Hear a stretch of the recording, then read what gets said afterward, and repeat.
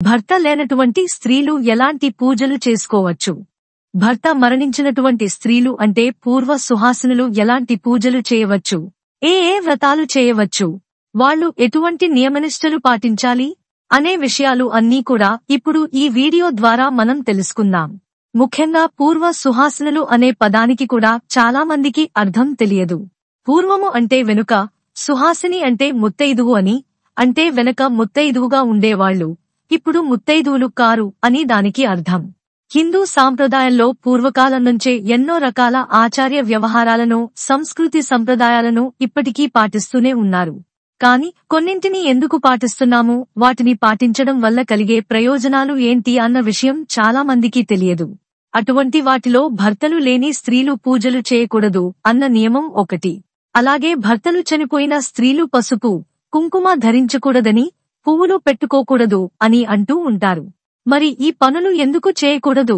ఒకవేళ చేస్తే ఏం జరుగుతుంది? ఈ విషయాల గురించి పండితులు ఏమంటున్నారో ఇప్పుడు మనం తెలుసుకుందాం.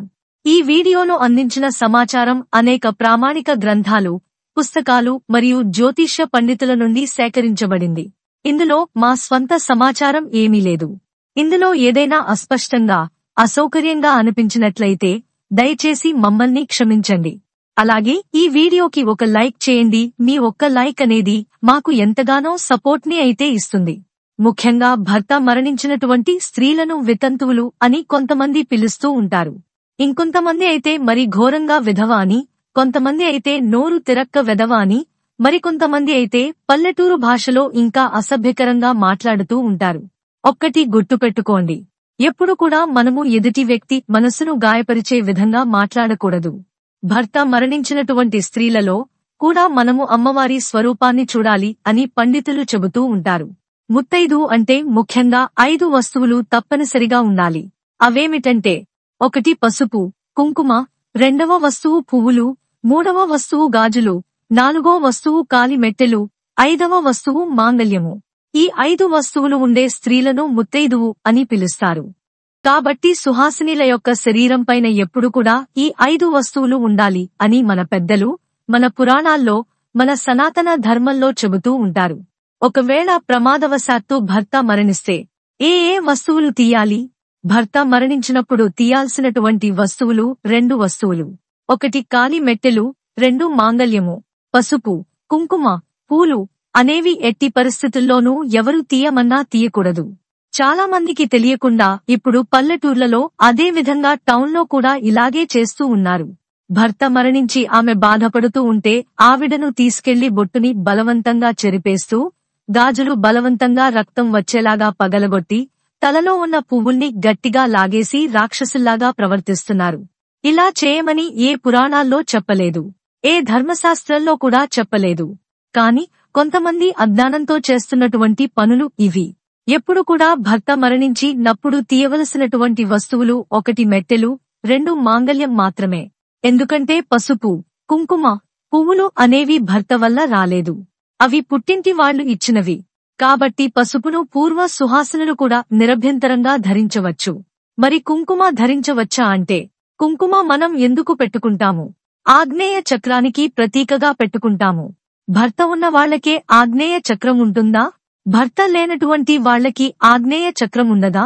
ఎంత అజ్ఞానంలో మునిగిపోయామో మీరే ఒక్కసారి ఆలోచించండి. మరి పూలు అంటే, పూలు కొన్ని రకాల పూలు మాత్రం పెట్టుకోకూడదు. అవి కూడా మల్లె పూలను అస్సలు ధరించకూడదు అని పండితులు చెబుతున్నారు. ఎందుకు మల్లె పూలను ధరించకూడదు అని చెప్పారంటే, పూలే కదా అంటే కొన్ని కోరికలు వారిలో కలుగుతాయి.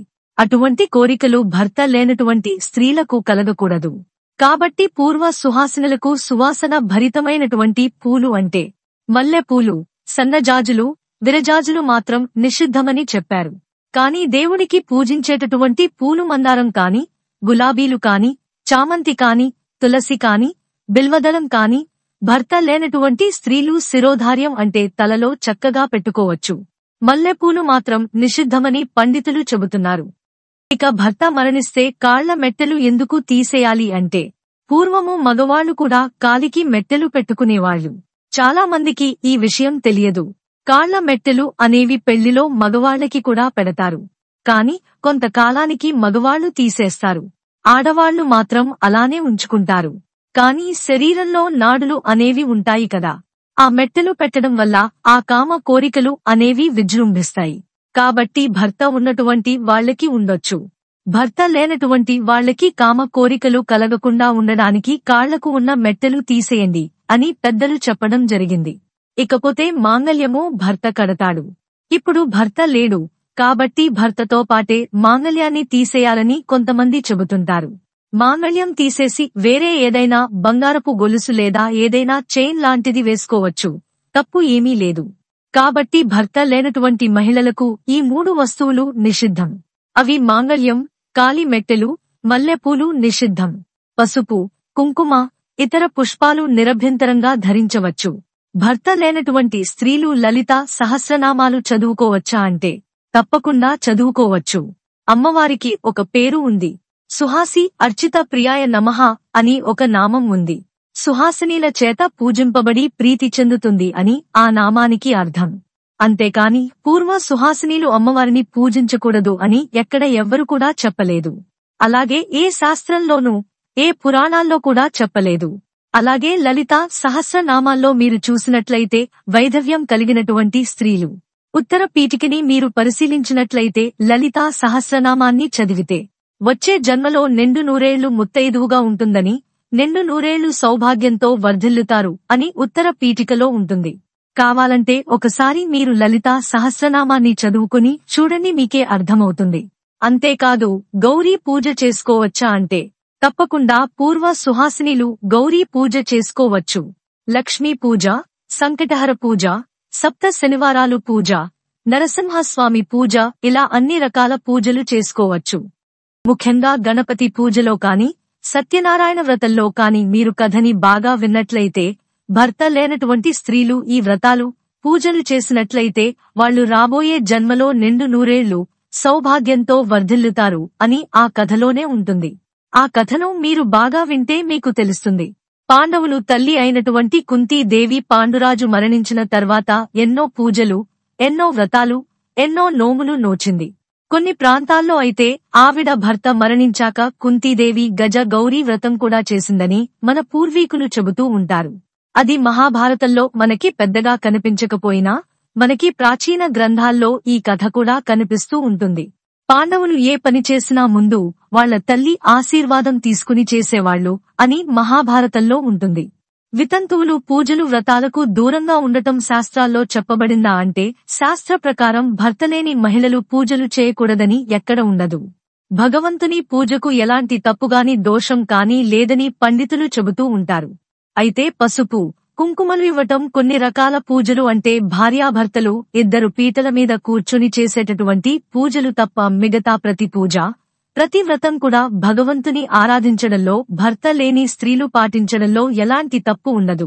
కార్తీక పురాణంలో కూడా ఒక స్త్రీ భర్తగాని తండ్రిగాని మరణించిన తర్వాత కార్తీక స్నానాలు ఆచరించిందని, ఏకాదశి వ్రతం చేసిందని, విష్ణు పూజ చేసిందని, ఆ తర్వాత కావేరీ నదీ స్నానం చేస్తుండగా మరణించి మరుసటి జన్మలో సత్యభామగా జన్మించిందని పండితులు చెప్తూ ఉంటారు. కాబట్టి భర్త లేనటువంటి స్త్రీలు ఎవరైతే ఉంటారో వారు కార్తీక దీపోత్సవం, వసంత పంచమి, ఉగాది, వసంత నవరాత్రులు, శ్రీరామనవమి పూజలు ఇలాంటివన్నీ కూడా ఎలాంటి ఇబ్బంది అభ్యంతరం లేకుండా జరుపుకోవచ్చు. ప్రతినిత్యం భగవంతుని ఆరాధనలో నిమగ్నమై మరుజన్మలో వైధవ్యం లేకుండా సుమంగళిగా ఆశీర్వదించమని భగవంతుని వేడుకోవచ్చు. కాబట్టి శాస్త్రాల్లో గాని మన పురాణాల్లో కాని భర్త లేని స్త్రీలు పూజలు చేయకూడదని ఎక్కడా లేదు.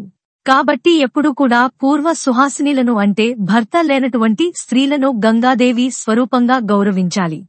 కాబట్టి మీరు కూడా పూర్వ సుహాసినీలను ఏ వ్రతం చేసుకున్నా, ఏ పూజ చేసుకున్నా పెళ్లిళ్లకైనా నిరభ్యంతరముగా పిలిచి వాళ్లకు పసుపు, కుంకుమ ఇవ్వండి, పూలు ఇవ్వండి, తాంబూలం కూడా ఇవ్వండి. చక్కగా వాళ్ల పాదాలకి నమస్కారం చేయండి. ఇలా చేస్తే తప్పకుండా మీకు లలిత అమ్మవారి అనుగ్రహం కలుగుతుంది. అలాగే లక్ష్మి, సరస్వతి, సకల దేవతల ఆశీర్వాదం మీకు లభిస్తుంది. ఇది సత్యం. ఈ మాటలు మేము చెబుతున్నవి కావు, మన పూర్వీకులు ఆనాడే చెప్పి ఉన్నారు. కాబట్టి భర్త లేనటువంటి వాళ్లను అవమానించినట్లయితే మనం జీవితంలో ఎన్నో కష్టాలు పడవలసి వస్తుందని గుర్తుపెట్టుకోండి. ఆడవాళ్లు ఆడవాళ్లకే శత్రువులు, వాళ్లే భర్త లేనటువంటి స్త్రీలను చాలా తక్కువ చేసి మాట్లాడుతూ ఉంటారు. రేపు ఇదే పరిస్థితి ఇలా మాట్లాడినటువంటి వాళ్లకు కూడా రావచ్చేమో. రేపు మనమంతా మరణించవచ్చు. ఈ భూమి మీద ఎవ్వరూ శాశ్వతం కాదు. ఎప్పుడో ఒకప్పుడు మరణించి తీరాల్సిందే. సమాజంలో ఉన్న ప్రతి ఒక్కరు కూడా ఈ విషయాన్ని జాగ్రత్తగా గుర్తుపెట్టుకోవాలి.